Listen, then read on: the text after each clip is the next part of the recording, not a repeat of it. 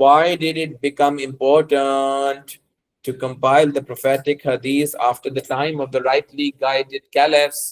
Rightly, अच्छा ये भी सवाल बहुत यूनिक था। पेपर 2 के सेक्शन 2 में हम आपको घुमाते हैं, क्योंकि इससे पहले जेन्युइन हदीस का होना क्यों जरूरी है, रूल्स लगाना क्यों जरूरी थी, क्लासिफिकेशन ऑफ हदीस करना क्यों जरूरी है, ये सब कितने मार्क्स में आ रहा था? अब 10 मार्क में आ गया 2018 में, और बच्चे वापस से क्लीन बोल्ड। यार हम बूढ़े हो गए यार, 2018 और 2025 7 साल हो गए। मैं तो 2018 ऐसे बोलता हूँ जो सभी अचानक से आया, अचानक से आया, और हम 2025 में बैठे। Are you with me? So why did it become, इससे मैं इनडायरेक्टली आपको ये बताना चाह रहा हूँ कि मुझे पास से बहुत रटे हुए हैं, तो मुझे बहुत कुछ आता है। आपने नोटिस किया कि मैं आपको ईयर बता रहा हूँ। मुस्नद एंड मुसन्नफ कलेक्शन का था क्या? Question number 7, June 2023 was relationship, and 2018 is need for compilation of hadith, need for। तो अब इसके अंदर वही बातें हो रही हैं जो आपने सोर्स ऑफ इस्लामिक लॉ और दीगर चीजों में पढ़ी हैं, लेकिन बस मैंने आपके थॉट्स को स्ट्रक्चर कर दिया, आपके थॉट्स को इनटू 4 पैराग्राफ्स। तो मेरा हेडिंग सिर्फ और सिर्फ आपके आंसर को स्ट्रक्चर करने के लिए दिया जाता है।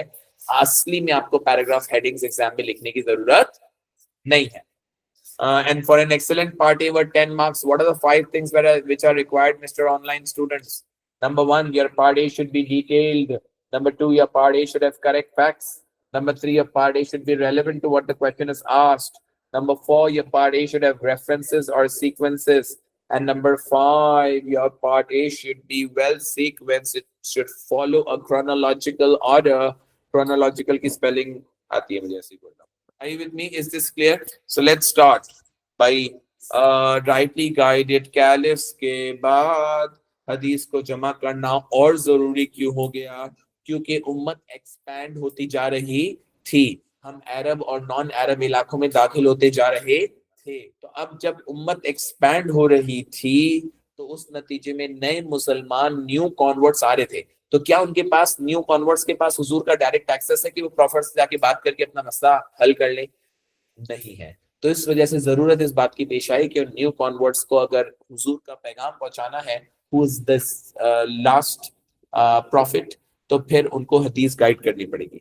सिमिलरली हम पर्शियन और बाइजेंटाइन एम्पायर को ऐसे पछाड़ रहे थे जो मुझे यकीन ही नहीं आता, कैसे यकीन नहीं आता कि 20,000 वर्सेस 2 लाख आर्मी को पछाड़ पा रहे थे। 36,000 versus 2,60,000 in the battle of Yarmouk, in the battle of. तो एक तरफ अमेरिका कॉन्कर हुए जा रहा था, दूसरी तरफ आधा रशिया कॉन्कर हुए जा रहा।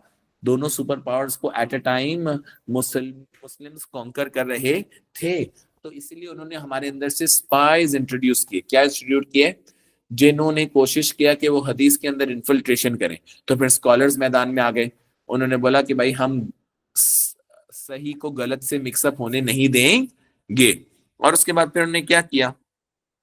दूसरा reason for compiling the hadith was that the Holy Prophet sallallahu alaihi wasallam is not the father of any of your men, but he is the last messenger of Allah, but he's the messenger of Allah and the seal of the prophets and the last of the prophets, which means no new prophet will come after him, since he has been sent for the whole of humanity, and his guidance has to be followed till the end of the world, till the day of judgment, and it is his guidance which leads to paradise. That is why the people thought to compile the hadith for future generations of Muslims. Even the Quran stresses the need to take the hadith seriously.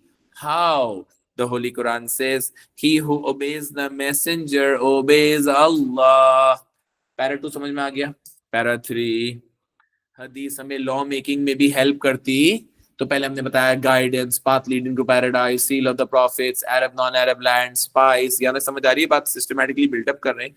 फिर हमने बताया कि with the expansion there was a chance that the उम्मा will be divided into sects and only the हदीस could keep them united।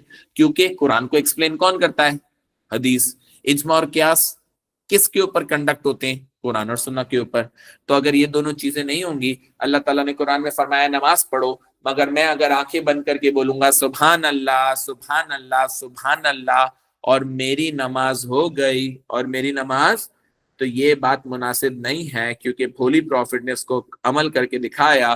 Pray as you have seen me praying, pray as you have seen me और इसी तरीके से अगर हदीस compile नहीं होती तो बाद में इजमा और कियास नहीं हो पाता, और फिर हम जो है वो बैड बैड ड्रग्स में लग जाते, क्योंकि हदीस ने बोला कि every intoxicant is Qamar. And मैं पढ़ाई कर रहा हूँ, आप लोग को तरगीब नहीं दे रहा, मतलब समझ रहे हैं आप लोग, ये मत समझे कि आप टॉन्ट क्यों कर रहे हैं, my life my rules, I am discussing the marking scheme with you guys, are you with मी?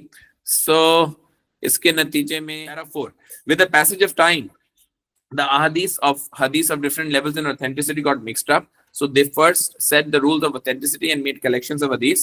भाई देखें, क्योंकि hadith of different levels got mixed up. Different levels का मतलब वेरी गुड, सही हसन ज़ईफ आपस में मिक्स हो गई, गटमट हो गई, तो फिर स्कॉलर्स ने क्या किया, उसको फिल्टर आउट करना शुरू किया। फिल्टर आउट करना ताकि फिल्ट्रेशन मैकेनिज्म करके, डिस्टिलेशन करके, क्रिस्टलाइजेशन करके हमारे पास पक्की वाली हदीस आ जाए, पक्की वाली।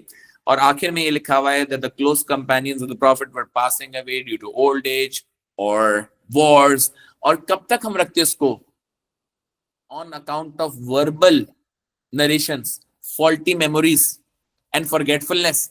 ओरल होता तो फिर 14 सदियों तक उसका इतने रिफॉर्म फॉर्म में पहुंचना आसान, अगर रिटन फॉर्म में तभी तो वो प्रिजर्व रह सकी, वरना सीना ब सीना चल रही होती तो फिर वो क्या हो जाती, इधर उधर उसका फॉरगेटफुलनेस हो जाता, फॉल्टी मेमोरीज हो जाती। वो चाइनीज विस्पर आपने खेला है, do you know what is Chinese whisper? कोने से रूम के एक बंदा एक जुमला बोलता है, फिर दूसरा कान में बोलता है, तीसरा कान में बोलता है, और रूम के आखिर तक पहुंचते हैं तो बात बिल्कुल उलट पुलट हो चुकी होती, क्योंकि हर बंदा अपना एक वर्ड ऐड करता है और एक वर्ड सब्ट्रैक्ट कर देता है, उसको पता नहीं होता, और आखिर तक बात का बतंगड़।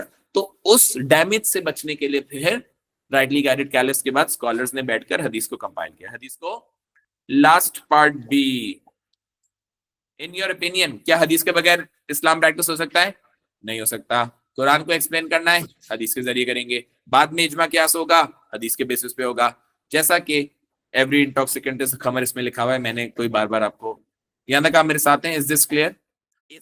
For further videos and updates, do not forget to like, subscribe and share.